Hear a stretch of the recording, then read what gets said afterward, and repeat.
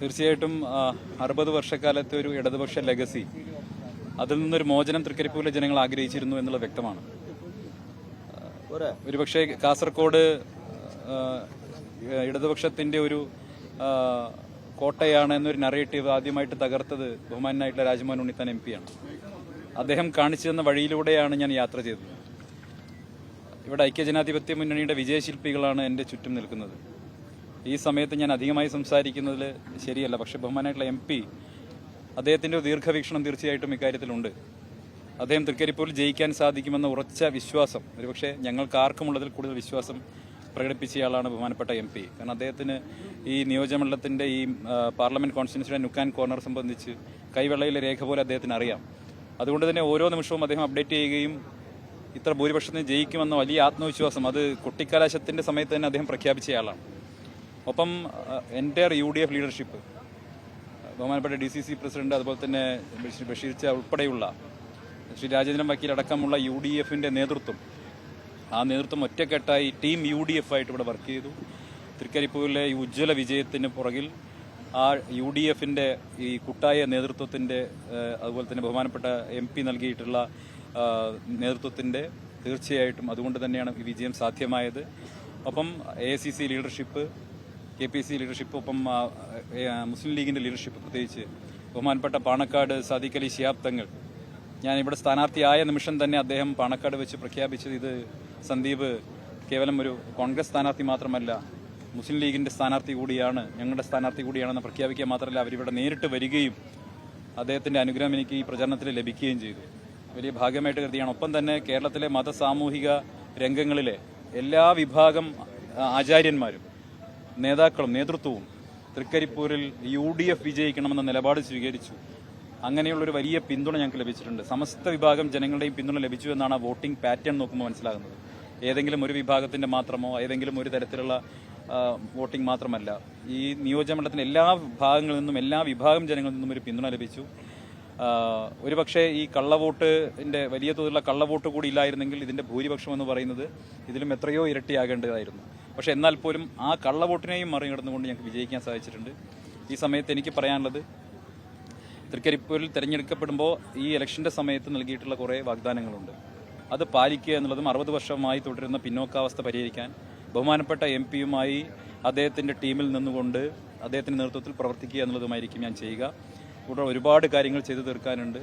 ആ പ്രശ്നങ്ങൾ പരിഹരിക്കാനുള്ള ആത്മാർത്ഥമായിട്ടുള്ള പരിശ്രമം ഉണ്ടാവും. ഒപ്പം എൻ്റെ എതിർ സ്ഥാനാർത്ഥിയായിട്ട് മത്സരിച്ച ബഹുമാനപ്പെട്ട ഡോക്ടർ VPP മുസ്തഫ ഉൾപ്പെടെയുള്ളവരുടെ സഹകരണത്തോടു കൂടി തന്നെ ഈ നിയോജകമണ്ഡലത്തിൽ രാഷ്ട്രീയ വ്യത്യാസമില്ലാതെ എല്ലാവരെയും ഒറ്റക്കെട്ടായി ഇൻക്ലൂസീവായി കൊണ്ടുപോയിട്ടുള്ള ഒരു പ്രവർത്തനം കാഴ്ചവെക്കാനാണ് ആഗ്രഹിക്കുന്നത്.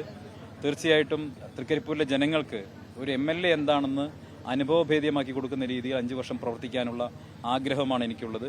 ഒരു കാരണവശാലും ഒരു MLAയെ കാണാൻ ഇനി മുതൽ അവർക്ക് ആരുടെയും റെക്കമെൻഡേഷൻ ലെറ്ററിൻ്റെയോ അല്ലെങ്കിൽ പിന്തുണയുടെയോ ആവശ്യമുണ്ടായിരിക്കില്ല. തൃക്കരിപ്പൂരിലെ ഏതൊരു ജനത്തിനും ഏതൊരാൾക്കും ഏത് സമയത്തും ബന്ധപ്പെടാവുന്ന, ഏത് സമയത്തും വിളിക്കാവുന്ന ഒരു ജനപ്രതിനിധിയായി അവർക്കിടയിൽ തീർച്ചയായിട്ടും ഉണ്ടാകും. അതിന് ശ്രീ രാജ്മോഹൻ ഉണ്ണിത്താൻ MP പോലെയുള്ള എത്രയോ ഉദാഹരണങ്ങൾ ഞങ്ങളുടെ പാർട്ടിയിലും മുന്നണിയിലുമുണ്ട്. അവരുടെ എല്ലാം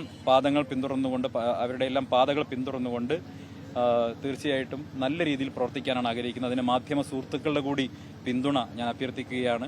തൃക്കരിപ്പൂരിൻ്റെതായിട്ടുള്ള കാസർഗോഡിൻ്റെതായിട്ടുള്ള പ്രശ്നങ്ങൾ നിയമസഭയ്ക്കകത്ത് അവതരിപ്പിക്കാനുള്ള ഒരു അവസരമാണ് ലഭിച്ചിട്ടുള്ളത്. തീർച്ചയായിട്ടും ആ വിഷയങ്ങൾ പരിഹരിക്കാൻ നിങ്ങൾ മാധ്യമങ്ങളുടെ കൂടി പിന്തുണ ആവശ്യമുണ്ട്.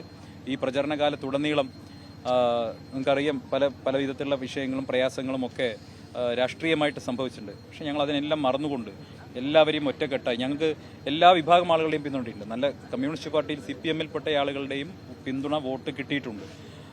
എല്ലാ വിഭാഗം ആളുകളുടെയും പിന്തുണയുണ്ട്. അതുകൊണ്ട് തന്നെ എല്ലാവരെയും ഉൾക്കൊണ്ടുകൊണ്ട് മുന്നോട്ട് പോകും.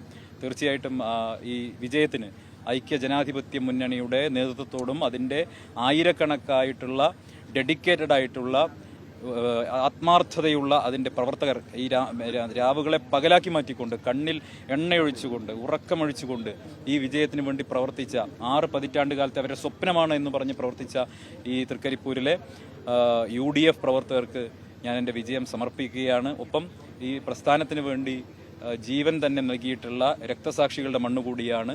ഇന്ത്യൻ നാഷണൽ കോൺഗ്രസിന്റെ പ്രവർത്തനങ്ങൾക്കിടെ രക്തസാക്ഷിത്വം വരിച്ചിട്ടുള്ള ചീമേനിയിൽ ഉൾപ്പെടെയുള്ള രക്തസാക്ഷികളെ കൂടി ഈ സമയത്ത് സ്മരിക്കുകയാണ്.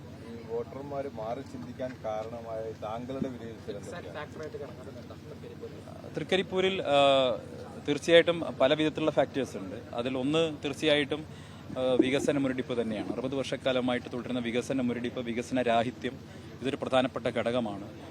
രണ്ടാമത്തേത്, സംസ്ഥാനത്തുടനീളം കഴിഞ്ഞ ഒരു ദശാബ്ദക്കാലമായിട്ടും അധികാരം കിട്ടിയിട്ടും പ്രത്യേകിച്ചൊന്നും ചെയ്യാൻ കഴിയാതെ പോയിട്ടുള്ള സർക്കാരിനെതിരെയുള്ളൊരു ജനവികാരം ഉണ്ടായിരുന്നു. മറ്റൊന്ന്, UDF നടത്തിയിട്ടുള്ളൊരു പ്രവർത്തനമുണ്ട്, ഒരുപക്ഷെ ആരും ശ്രദ്ധിക്കാതെ പോയിട്ടുള്ളൊരു പ്രവർത്തനം.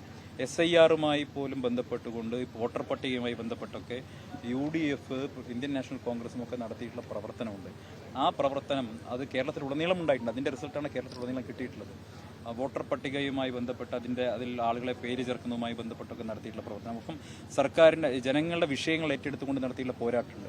മലയോരത്തിലെ കർഷകരുടെ പ്രശ്നങ്ങളൊക്കെ ഏറ്റെടുത്തുകൊണ്ട് നടത്തിയിട്ടുള്ള പോരാട്ടങ്ങൾ, ഇതെല്ലാം തീർച്ചയായിട്ടും UDF-ന് അനുകൂലമായിട്ടുള്ള ജനവികാരമായി കേരളത്തിലുടനീളം രൂപപ്പെട്ടു എന്നാണ് ഞാൻ മനസ്സിലാക്കുന്നത്. എന്തായാലും ഈ കാസർഗോഡ് തൃക്കരിപ്പൂരിൻ്റെ മണ്ണിൽ ഒരു കസേര നൽകിയതിന് ഐക്യജനാധിപത്യ മുന്നണിയോട്, ഇരിക്കാനൊരു കസേര നൽകിയതിന് ഐക്യജനാധിപത്യ മുന്നണിയുടെ നേതൃത്വത്തോട് നന്ദി രേഖപ്പെടുത്തുകയാണ്.